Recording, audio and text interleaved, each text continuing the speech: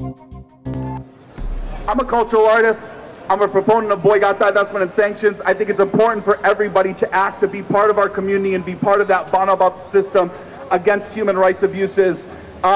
This poem it tackles a lot of different issues, but it's called "This Poem Will Not End Apartheid."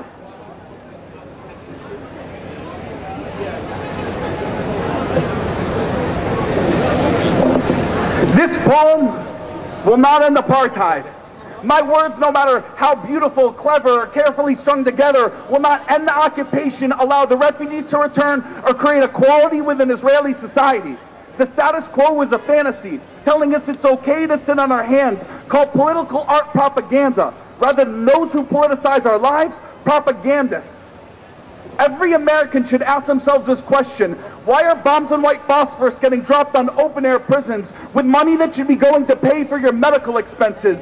And dear academics and leftists, I appreciate your books on Israeli massacres, but you refuse to take the bullets out of IDF guns with your stances. The problem is not just the occupation or putting a better face on Zionism, because 750,000 Palestinians were displaced before those settlements were constructed, half of them before Israel was created. We don't need another book explaining the situation. We need a lesson plan to stop the next bomb from dropping.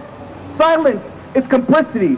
Intellectual masturbation tells us to theorize on the power of art, while farmers are kicked off land, children are stoned on the way to school, people are beaten, caged, and split from loved ones, bombed and broken in open-air prisons, bought and paid for with our tax dollars.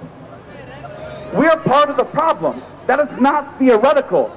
I don't want to hug a segregationist, wave to you at a separate water fountain, or appeal to you from the back of the bus. A day will come when Zionists cower in embarrassment, deny involvement like those who profited off of Stephen Biko's lifeless body and Bobby Sands' empty stomach.